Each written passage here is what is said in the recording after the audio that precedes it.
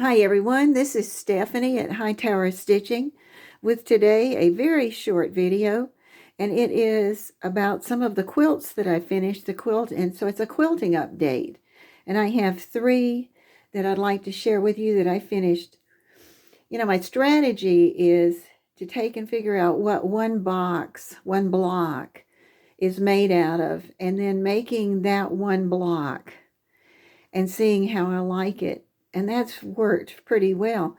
And then what I do is I take the rest of the material that I have left, and I'll keep using it till I use it up, the material that I chose. And the quilt ends up being whatever size until I run out of that material, unless I find something that I'd like to add. And so I'd like to show you, here's the first one.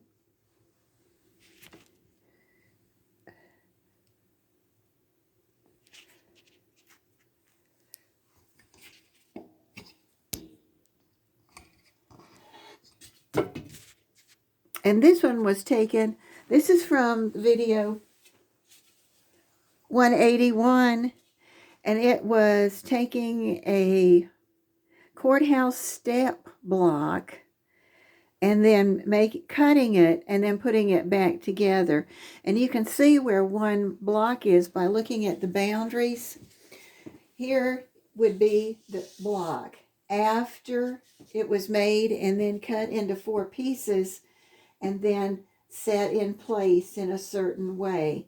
And it really made me nervous when I started cutting up the courthouse steps, because I like that a lot. But this is kind of fun. This was real pleasing. Then I ran into, well, what was I going to do for the quilting?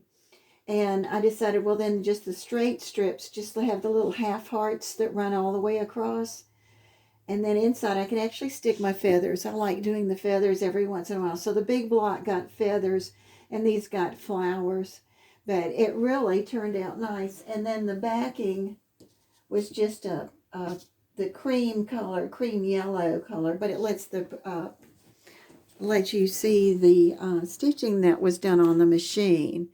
And that was from video 181 if you liked it. And this blue one was from video 185, and this was actually counted as one block, if you remember. And I thought that was plenty because it showed me exactly what it was going to look like. And I really like it because I like the crispness of just using 2 colors. And then you've got those great 9 patch in the middle that sort of draws your attention. And then you have a lot of open spaces in those rectangular blocks so that you can go in there and do any kind of hand stitching or machine quilting on there. And it looks really nice. And the pinwheel this time, I just made like a teardrop with another teardrop in it. And I kind of like that. It makes a nice looking flower. And what happened with this quilt, if you remember, you actually make 4 of these blocks. And then the blocks are joined by another patch like this. So this whole piece would run across the bottom to join to the other one. This whole piece would be repeated to go over here on the edge and then add the other one to it. And it'll make a really nice large quilt. And that was from video 185 if you're interested in doing that one.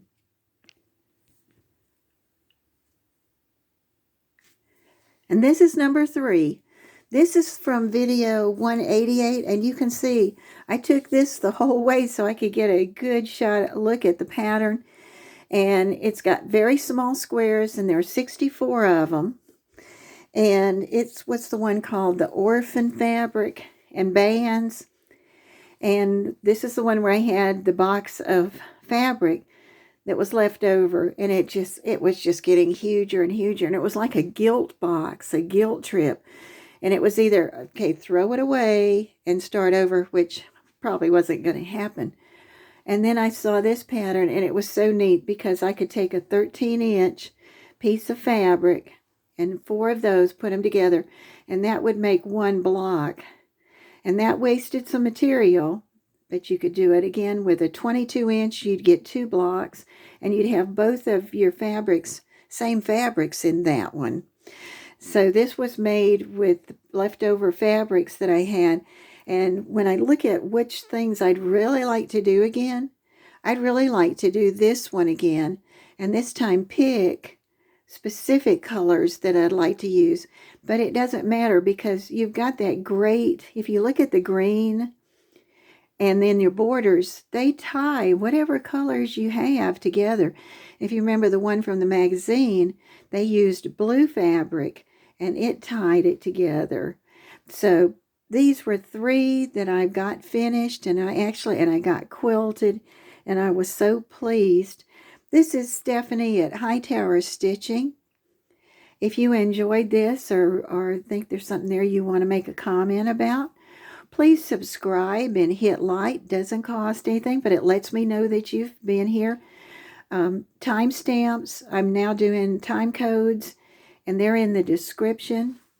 And anything else I think might help you go back and find these 3 patterns.